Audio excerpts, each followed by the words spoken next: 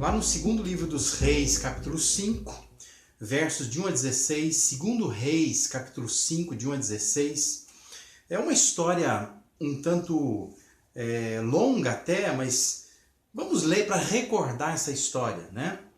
A história diz assim: Naamã, que era comandante do exército do rei da Síria, era muito respeitado e honrado pelo seu senhor, pois por meio dele o Senhor dera vitória à Síria. Mas esse grande guerreiro ficou leproso. Ora, tropas da Síria haviam atacado Israel e levado cativo uma menina que passou a servir a mulher de Naamã. Um dia, ela disse à sua senhora: se o meu senhor procurasse o profeta que está em Samaria, ele o curaria da lepra. Naamã foi contar ao seu senhor o que a menina israelita dissera. O rei da Síria respondeu: vai, eu lhe darei uma carta que você entregará ao rei de Israel.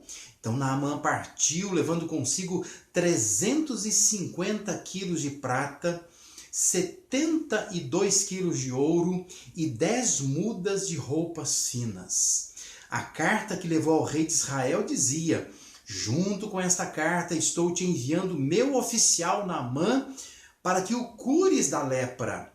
Assim que o rei de Israel leu a carta, rasgou as suas vestes e disse: por acaso sou Deus capaz de conceder vida ou morte? Porque este homem me envia alguém para que eu o cure da lepra? Vejam como ele procura um motivo para se desentender comigo. Quando Eliseu, o homem de Deus, soube que o rei de Israel havia rasgado suas vestes, mandou-lhe esta mensagem: por que rasgaste as tuas vestes?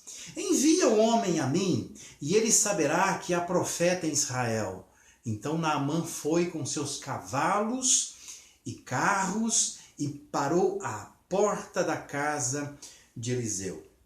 Eliseu enviou um mensageiro para lhe dizer: vai, lave-se 7 vezes no rio Jordão, sua pele será restaurada, você ficará purificado. Mas Naamã ficou indignado e saiu dizendo: eu estava certo de que ele sairia para receber-me, invocaria de pé o nome do Senhor seu Deus, moveria a mão sobre o lugar afetado e me curaria da lepra. Não são os rios de Abana e Farfar em Damasco melhores do que todas as águas de Israel? Será que não poderia lavar-me neles e ser purificado? Então foi embora dali furioso. Mas os seus servos lhe disseram: meu pai, se o profeta lhe tivesse pedido alguma coisa difícil, o senhor não faria. Quanto mais quando ele apenas lhe diz para que se lave e seja purificado. Assim ele desceu ao Jordão e mergulhou 7 vezes conforme a ordem do homem de Deus. Ele foi purificado e sua pele tornou-se como a de uma criança. Então Naamã, toda a sua comitiva voltaram à casa do homem de Deus. Ao chegar diante do profeta, Naamã lhe disse: agora sei que não há Deus em nenhum outro lugar senão em Israel. Por favor, aceita um presente de teu servo. O profeta respondeu: juro pelo nome do Senhor, a quem sirvo, que nada aceitarei. Embora Naamã insistisse, o texto diz que o Eliseu, recusou. Belíssimo texto, uma belíssima história. Naamã, ele era o chefe do exército da Síria. E, embora sendo um general, né, embora ele sendo um homem importante, de status no exército sírio, ele tinha um problema na sua vida, né? Ele estava leproso, né? Tinha uma doença que, para aquele tempo, naquela época, incurável, intratável, né? Na cultura judaica, as pessoas com lepra eram rejeitadas, né? Viviam separadas, não podiam ter vida comunitária. E a gente sabe que entre Israel e Síria, a história registra vários conflitos. São idas e vindas, né? Às vezes tinha relações amigáveis, às vezes relações bastante hostis, mas num desses conflitos, uma menina, que é israelita, ela é levada para a Síria como escrava. E essa jovem mulher israelita, escrava, ela faz um papel missionário nessa narrativa de Segundo Reis, que é por demais interessante. Ela vê que esse opressor dela, né, a figura de Naamã, né, como general, a casa para onde ela vai, ele está doente, ele está enfermo, gravemente enfermo. E ela se preocupa em prover uma solução para aquela situação. Ela comenta com a esposa do Naamã, dizendo, olha, lá de onde eu vim, na nação onde eu morava, onde eu cresci, existe alguém que pode trazer cura ao meu senhor, né? ao general, né? ao chefe aqui do exército da Síria, que é o Naamã, a casa onde ela servia. E é muito interessante porque a história ela possui inversões de papéis, são muito curiosos, né? Essa criada que acaba ajudando o senhor dela, o profeta, no caso do Eliseu, que ele é poderoso, e o rei, que deveria ser poderoso, parece ser impotente. O profeta que tem solução que o rei não tem.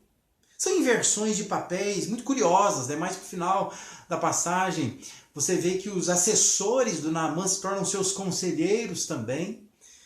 São coisas interessantes que nós percebemos no texto aqui. Mas o versículo 3 nos dá conta de que essa jovem então diz, a esposa do Naamã, dizendo, olha, lá em Israel tem solução para a doença dele, para o problema dele. E então, o Naamã ele vai procurar, né, o rei da Síria e vai ter autorização, autonomia, vai ter inclusive apoio, né, do rei da Síria para ir até Israel buscar essa ajuda. E a história que nós acabamos de ler aqui.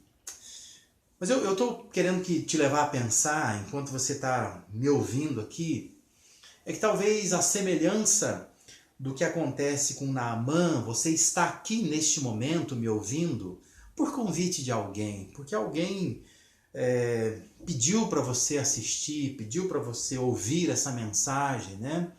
Talvez você resolveu, né, por costume, por hábito, por compromisso com a sua igreja local, tirar esse momento para poder ouvir essa mensagem aqui. Não sei se você está motivado, como no caso de Naamã, por um problema tão sério, tão limitador, tão intenso, tão aparentemente sem solução quanto aquela lepra que Naamã tinha. Mas o fato é que você está aqui, né? Está aqui e creio eu, e quero crer com o coração motivado, no sentido de que aquilo que está sendo dito aqui, Deus está falando com você, e Deus quer ensinar algumas coisas para você, e você precisa de soluções para a sua vida também, para esse momento que você está vivendo na sua vida. Talvez você esteja esperando ajuda de algum lugar. Mas é interessante que o texto ele vai apontar a solução. Aonde está a solução? Nem sempre a solução está onde a gente imagina que está. No caso de Naamã, ele imaginou que a solução estaria no palácio. Mas a solução não estava no palácio. A solução estava talvez numa viela, num beco, numa casa mais simples, que era a casa de Eliseu. Ele foi para Israel com uma carta ao rei de Israel. Provavelmente porque ele imaginou assim, que a cura está no palácio, deve ser algum curandeiro do rei, alguém ali que faz parte, né, da corte real. Mas o texto vai mostrar que a solução não está onde ele imagina. A Só Deus sabe onde está a solução e Deus vai apontar a solução para ele quando ele está ali nas terras de Israel. Versículo 15, ele vai revelar o propósito da narrativa e dessa experiência desse homem. O verso 15 diz: eis que agora, o próprio Naamã falando ao final da sua história, eis que agora reconheço que em toda a terra não há Deus senão em Israel. E a minha intenção, a minha oração nesse tempo que nós estamos tendo juntos aqui, é que você saia deste momento, que você pare de me ouvir aqui, quando você parar de me ouvir, você saia dizendo: agora eu sei que não há Deus em nenhum outro lugar. Eu quero tomar posse dessa passagem para te fazer compreender algumas coisas sobre Deus, que a passagem está apontando aqui, e você vai poder então dizer: agora eu sei quem é Deus, eu conheço Deus melhor, agora eu sei que não há outro Deus como esse Deus, né? Mesma convicção que Naamã estava tendo de que não havia Deus em outro lugar senão em Israel, que você saia com essa convicção de que existe um Deus, e esse Deus é que nós precisamos buscá-lo e adorá-lo. Então, o que nós podemos aprender sobre Deus neste texto? Nós vivemos num país, né, somos brasileiros, vivemos no Brasil, onde se fala muito sobre Deus, né? Até quem não tem estudo nenhum sobre Deus fala. A gente usa muito o nome Deus e a gente solta opiniões acerca de Deus. Mas eu queria destacar aqui algumas características de Deus que o texto vai apontar, que eu acho que são práticas para nós. Nós precisamos sair daqui firmados, né, nessas verdades que a Bíblia traz para nós. A primeira declaração é que Deus é simples. Ele é simples. Presta atenção, Deus ele não está obrigado a atender às nossas expectativas. Veja o que aconteceu lá, né? Os versículos 9 e 10, nós temos o registro de como Naamã chegou até Eliseu e como ele foi recebido por Eliseu, né? A história chega a ser cômica, um pouco engraçada. Vai dizer assim que veio, pois, Naamã com seus cavalos, seus carros, ele parou à porta da casa de Eliseu. Então o Eliseu lhe mandou um mensageiro dizendo: vai, lava-te 7 vezes no Jordão e a tua carne será restaurada e ficarás limpo. Olha a reação do Naamã. Diz que Naamã, porém, muito se indignou, ele ficou bravo, ficou irado, irritado com a situação. E ele diz assim: pensava eu, olha a expectativa humana, pensava eu que ele sairia ter comigo, né? Quer dizer, já que ele é a pessoa que Deus usa para curar, ele vai sair a ter comigo. Eu achava que ele ia se colocar de pé, queria invocar o nome do Senhor, e ele moveria a mão sobre o lugar da lepra e ia restaurar o leproso. Essa é a expectativa do Naamã, né? E é interessante isso, né? É engraçado. Porque o Naamã, ele se via como alguém importante, né? Alguém respeitado. Ele esperava uma espécie de ritual público, um ritual portentoso. Algo assim que fosse como que talvez alguns eventos públicos que ele havia participado em alguns momentos na Síria, né? Já que ele vem de outro país, ele é um visitante. Talvez por ele se sentir grande, ele esperava algo grandioso. E o que Deus fez? Deus conduziu o Naamã a uma experiência individual e muito simples, não é? Por quê? Porque Deus é simples. Deus é simples, Deus é livre, ele não se sente preso a protocolos, a rituais, a esquemas. E Deus orientou o Eliseu a fazer isso. Não precisa nem sair lá fora. Manda alguém dizer: vai lá no Rio Jordão, se lava 7 vezes lá, você vai ser curado. Simples assim. Simples assim. E o homem não gostou, né? O Naamã não gostou.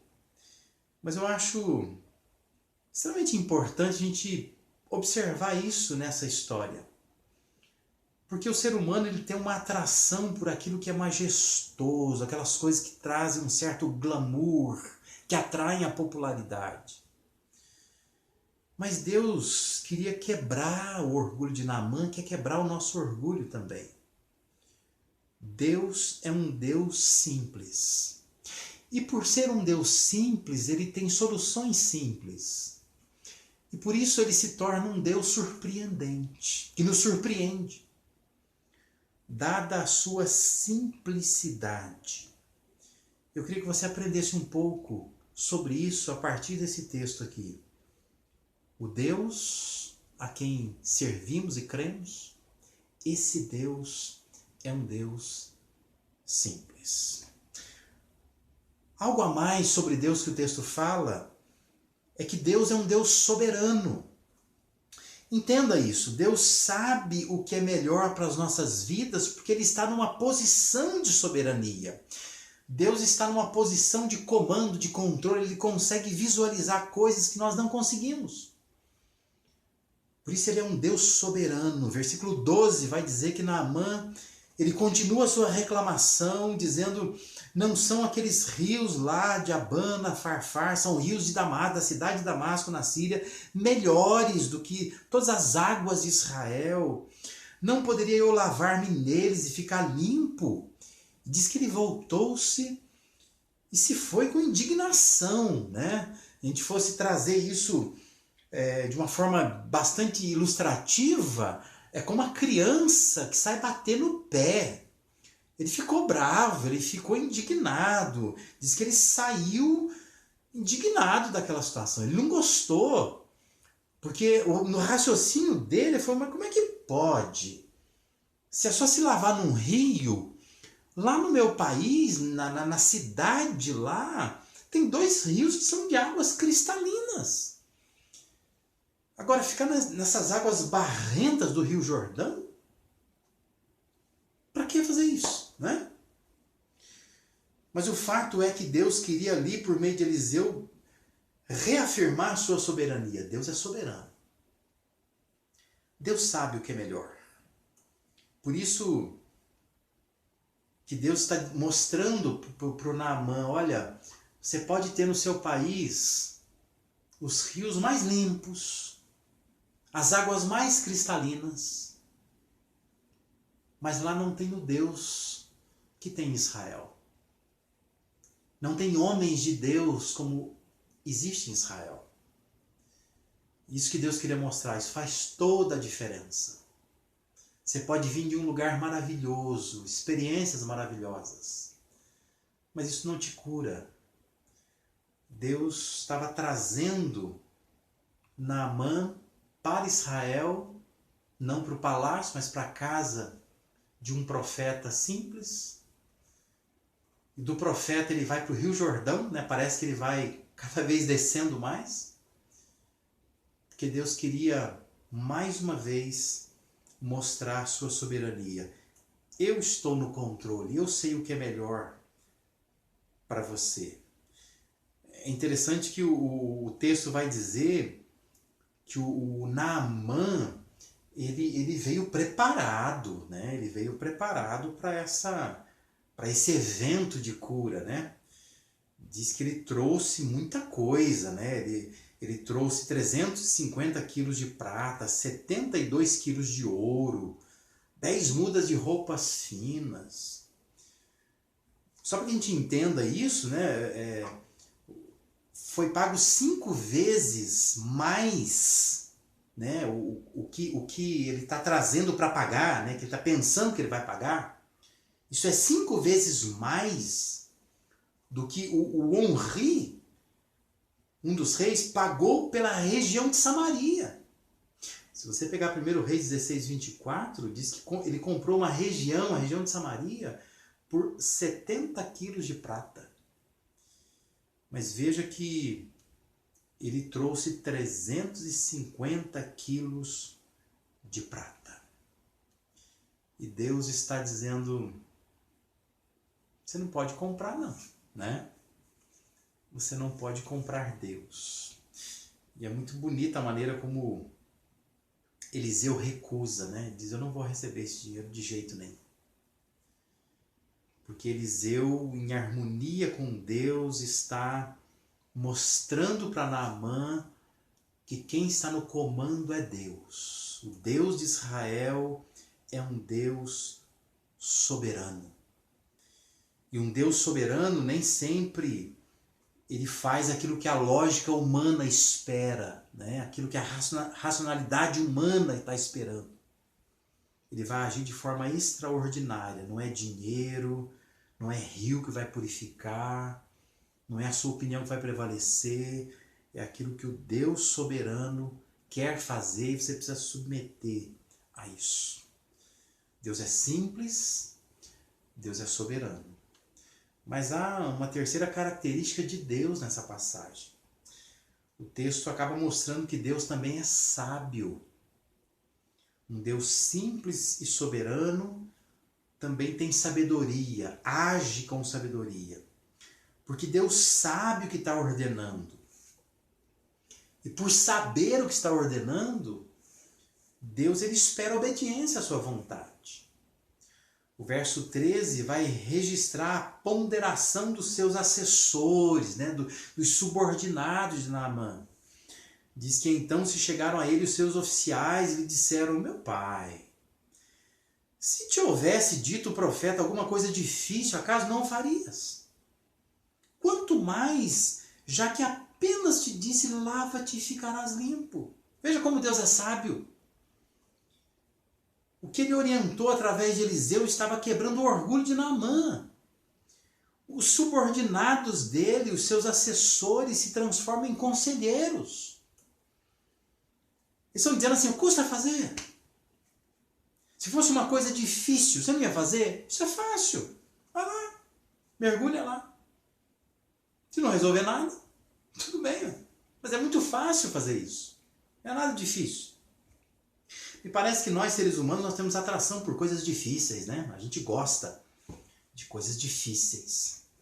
Quanto mais difícil for a coisa, parece que a gente acha que aquilo é mais correto, mais divino, né?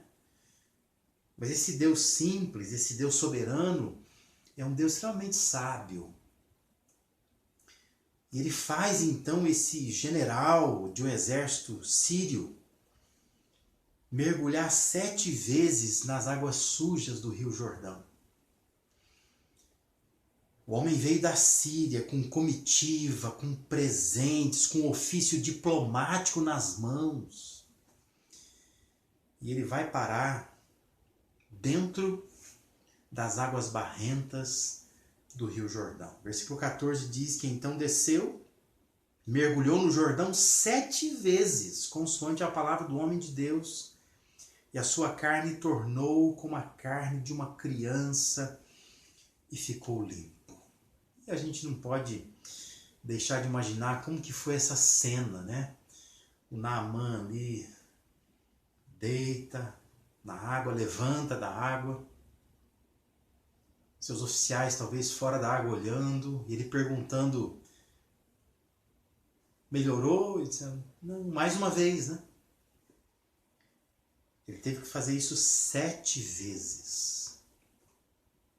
Claro que só depois de ter feito 7 vezes que a cura apareceu, que a pele, a carne, como diz o texto aqui, se tornou como de uma criança. Deus espera a obediência da nossa parte, porque Ele é sábio. Deus não manda por mandar.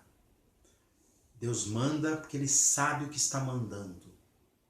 Ele sabe que isso produz dentro da gente, à medida que nós nos submetemos à sua vontade. O problema mais complexo, mais difícil, aparentemente impossível de se resolver, aquele que você já não sabe mais o que fazer com esse problema, Deus tem solução. Porque Ele é inegavelmente sábio, Ele sabe por onde nos conduzir. Ele exige obediência para isso. Por isso eu quero que você pare um pouco e reflita sobre essas 3 características que a gente consegue perceber em Deus, através da passagem, dessa história, dessa narrativa envolvendo o Naamã e o profeta Eliseu. Deus é simples. Deus é soberano. Deus é sábio. Deus é simples, ele não vai fazer como. Ele não vai fazer do jeito que você acha que deveria fazer. Ele vai trazer soluções simples que você não está imaginando. Deus é soberano. Ele não vai usar o que, ou ele não vai usar quem você acha que ele deveria usar. Deus é sábio. Ele não vai fazer o que você quer, mas você precisa fazer o que ele quer, né? Não é a sua vontade que prevalece, é a vontade dele que prevalece. Ele sabe o que faz, porque ele está querendo produzir algo dentro de nós, que só uma experiência de autonegação, uma experiência de submissão, de quebrantamento, pode produzir dentro de nós. Que Deus possa te abençoar, que essa história possa te instruir, que você volte a ela, leia de novo, observe essas coisas na história. Ela é rica em ensinamentos, podemos tirar outras lições daqui, mas eu queria que hoje você ficasse com essas lições, o retrato de Deus nesta passagem. Um Deus simples, um Deus soberano, um Deus sábio. E que isso possa te ajudar a se achegar a Deus de uma forma mais submissa, mais quebrantada, mais devota. E que isso te ajude a crescer espiritualmente. E declarar como Naamã declarou: não há Deus em nenhum outro lugar. É aqui que Deus está. Deus está com a sua igreja. Deus está com o seu povo. Que isso crie em você uma vontade, um anseio de servir a Deus cada vez melhor. Porque você está servindo um Deus simples, um Deus soberano e um Deus sábio.